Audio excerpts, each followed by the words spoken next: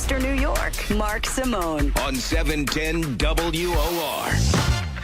Well, Ann Coulter has a great new book out. If you you just don't get all this Trump bashing, this Trump hatred. This is the book. It's called Resistance is Futile. It explains the whole thing brilliantly. Ann Coulter's new book. It's already a big bestseller. Resistance is Futile. You get it at Amazon or AnnCoulter.com. You can get a column there too, and follow her on Twitter. Ann Coulter, how you doing? Fantastic. How are you, Mark Simone? Very good. But talk about resistance. Talk about crazy.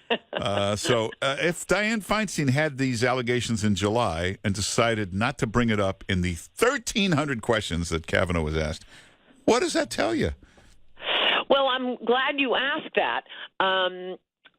Obviously, they were not.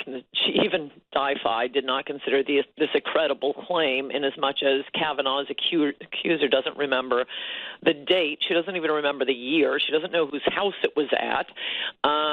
She has no evidence, no corroborating witnesses. But last week, there were all these polls breaking showing that Democrats might even take back the Senate this election. That had been considered out of reach. So suddenly it's pedal to the metal, anything to stop Kavanaugh. Yeah, but I always look at the polls to dig into the metrics. It turned out they forgot to survey Republicans in the poll. That could well be, but it was the first time. It was quite noticeable. If you are hate watching MSNBC and CNN, they'd have a segment with Steve Kornacki jumping around, pointing out how Democrats could win Florida and Arizona and even Texas, and then the next segment is and new allegations breaking against the Supreme Court nominee. Yeah, but this Steve Kornacki, he's getting so into the weeds with the numbers. You want to say to him, hey, did you look at the metrics? They got Republicans at 23% in the sample. Should be 34%. Where is he on that? Oh, that's interesting. I like watching him. He seems like one of the sanest people at MSNBC. Sane? He can't even put on a jacket. He's the guy that always wears a sweater, and he looks like Bob Vila. He's jumping around like a nut. He's very excited about his poll numbers. I like a man who enjoys his work. Oh, yeah, but he's like that. Who's that goofy? That Nate Silver. He's like one of those guys.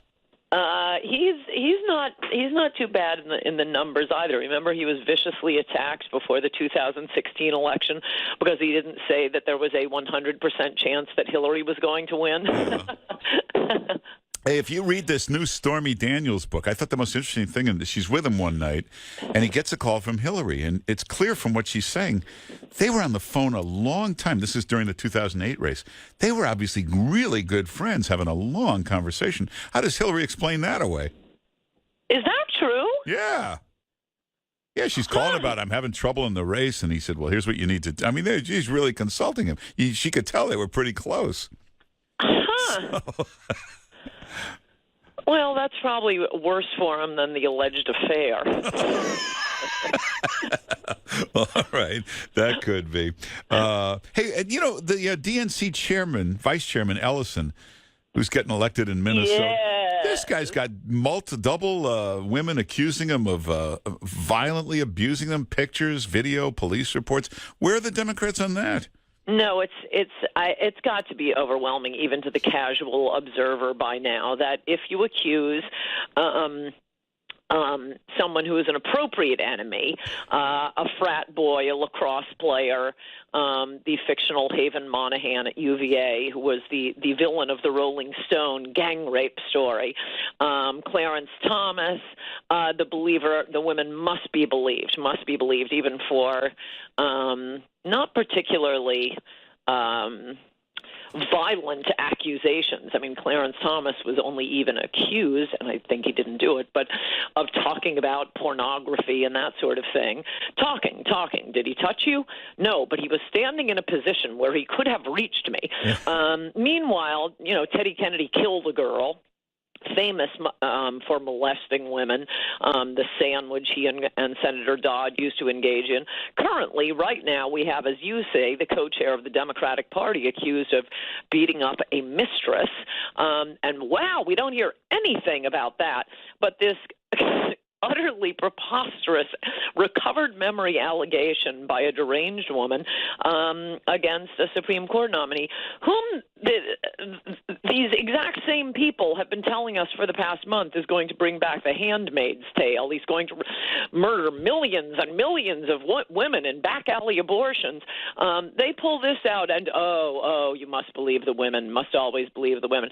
How about Bill Clinton, credibly accused of rape? No, NBC buries that. The story here isn't about men not believing women or the Me Too movement. It's about how liberal men can get away with anything, actually up until the Me Too movement. That was the bracing innovation of the Me Too movement, is that, you can finally accuse liberal sexual predators, and you will note all of them were liberal. But we're just back to business as usual with that sweet nerd, Brett Kavanaugh. Just imagine what the hearings to replace Ruth Bader Ginsburg are going to be like if this is what they're doing for Brett Kavanaugh to replace Justice Kennedy. Yeah. And also you're right. Ann Coulter's new book, by the way, you should get it. It's called Resistance is Futile. Every Republican nominee, that's all you hear is, this is it for Roe v. Wade. It's the end of Roe v. Wade. Roe v. Wade will be over. They've been doing this for 50 years. It's never even come up. How do they keep getting away with this? No, I know. And, at the risk of scaring the perpetually alarmed, let's say it is overruled. It's not as if abortion is illegal. I promise you, abortion will be allowed until age 30 in states like New York, California, New Jersey. There will be probably a few states might ban it, except, as they always add the exception, in the case of life of the mother or rape or incest, those standard exceptions. But you'll get, who knows, a dozen states that will finally be allowed to put on a few reasonable limitations, like maybe no abortions in the last trimester, parental notification laws, those kinds of things. Right now, all of that has to go to the Supreme Court before even reasonable regulations of abortion can be passed by a state legislature. But Roe v. Wade, interestingly enough, I think in New York State and California, either both or one or the other, it actually made Roe v. Wade made the abortion law more restrictive because those states are so insane. They were already saying, abortion whenever you want. Yeah.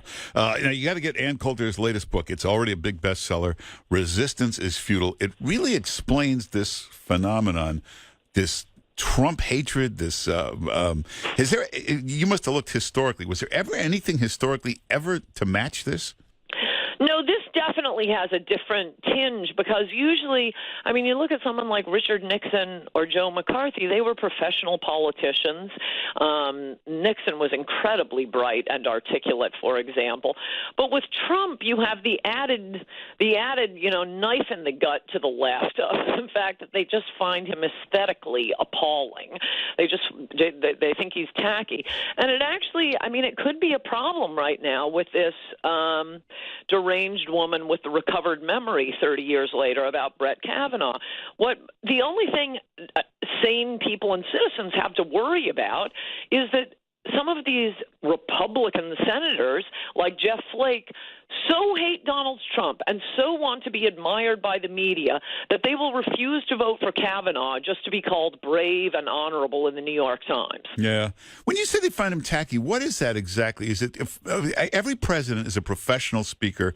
Also, every president is from the South, or they're from a farm, or they're from the suburbs. We've never had a big city president, and certainly not a guy from Queens. Is that what it is? That tough-talking brashness? No, the Roosevelts were from New York and very slick, but they were from Hyde having Park. Ongoing conversations with porn stars, for example.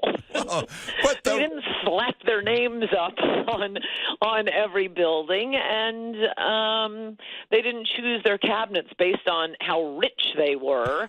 So yes, there are some points on the tackiness scale. I don't think that's enough to take a man down who just won an election running on popular issues. It really shows how popular Trump's issues are. Yeah. And it's also, they always hate when a Republican comes in because he'll go with the Republican ideas. But is this really, a lot of it is because he's also taken out the swamp, the lobbyists, the donors. Everybody's getting messed up by Trump being president. Oh, yes. The swamp is a great concept he's introduced to us. If he really wants to fight them, what he should do is push through his policies. For example, the wall. Yeah. He needs to build the wall. He needs to go after sanctuary cities. I know. I think all he thinks about all day is Russia and Mueller and Russia and Mueller. Most of the country can see that it's nonsense. Go out to your supporters and see if they're paying attention, if they can even name who Bruce Orr is. It's boring. No one cares. Yes, it should be done. But if he really wants to shore up his supporters and give enormous pain to the swamp, he ought to be pushing through his popular issues that neither the Republicans nor the Democrats would do anything about for the past 40 years. The trade issues, immigration, most of all, of course, and whatever happened to no more pointless wars. Okay, he hasn't started any. Congratulations. But, boy, our guys are still dying in Afghanistan. How about putting them on the border? Well, everybody get Ann Coulter's book. Resistance is Futile. It's her best book so far, and it's different from the other books. It's faster. It moves in it. It's like it's a digital 2018 pace sort of a book, isn't it? Yes, it's like reading Twitter. It's really great. It reads really well, but it's Ann Coulter's latest book, Resistance is Futile. Get it right now. Go to Amazon or go to AnnCoulter.com, and you can get her column there. And Ann Coulter, thanks for being with us. Good to talk to you, Mark Simone. Bye-bye. Take care.